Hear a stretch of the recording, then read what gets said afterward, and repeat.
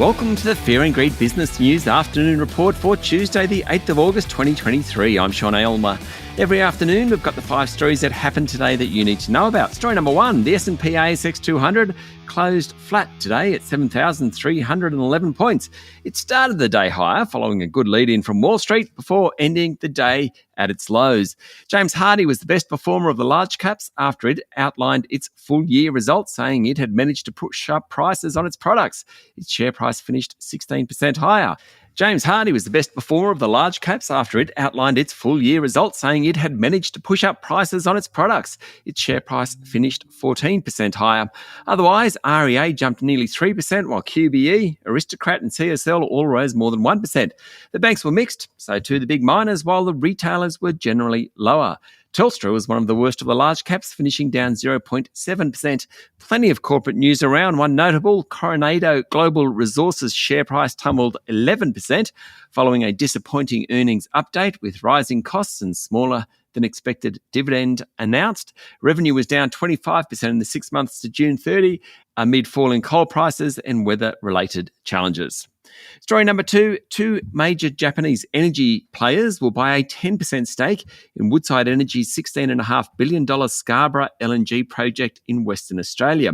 It's the most significant aspect of a wide-ranging deal, which includes collaborating on clean energy ventures. The $500 million deal for the 10% stake will involve Sojitz and Sumitomo repaying Woodside for their share of costs spent so far on the LNG project. It means the Japanese companies will ultimately pay about $880 million for the 10%.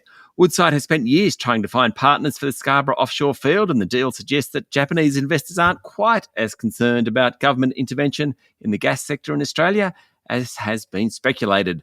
Woodside will retain 90% of Scarborough, though it has previously said it could reduce its stake to about 50%. Story number 3, Myer's share price tumbled 14% today after it said second half sales growth had ground to a halt on the back of higher interest rates. Myer's financial year ends July 31, so today was not the final result, but more of a profit warning. Myer said it will make a very small second half profit of between $4 and $8 million, with sales up just 0.4% on a year ago. For the full year, sales are up nearly 13% to $3.4 billion. That's above pre-pandemic levels. For the full year, profit is expected to come in at $70 million. But, of course, share prices are priced on future earnings, not current earnings. So having a good last year doesn't matter as much to investors as what management says is happening now or is going to happen. Story number 4, Canva investor Blackbird has sold some of its stake in the company, valuing Australia's most valuable private tech firm at $25.5 billion or about 38 million Aussie dollars.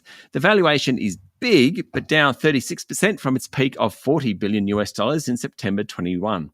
Co-founder Cliff Obrecht described the valuation as solid compared to other software companies, many of whom have been forced into mass layoffs due to the deepening tech downturn.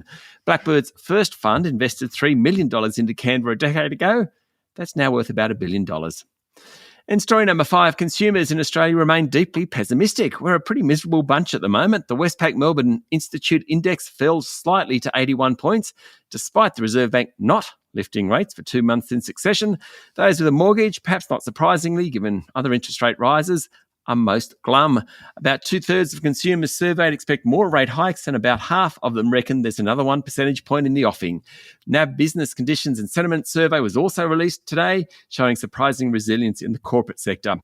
That's it for the afternoon report for Tuesday, the 8th of August, 2023. Don't forget to hit follow on the podcast and find Fear and Greed on LinkedIn, Instagram, X, and Facebook.